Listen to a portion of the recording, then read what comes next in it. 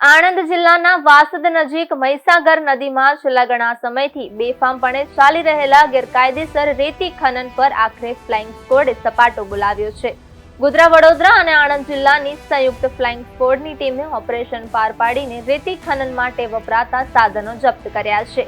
5 Hyva, 3 Hitachi machine સહિત 12 હોડીઓ અને ખનનનો સામાન જપ્ત કરાયો છે, જેને કારણે જિલ્લાના ભૂમાફિયાઓમાં ભારે ફફડાટ ફેલાયો છે.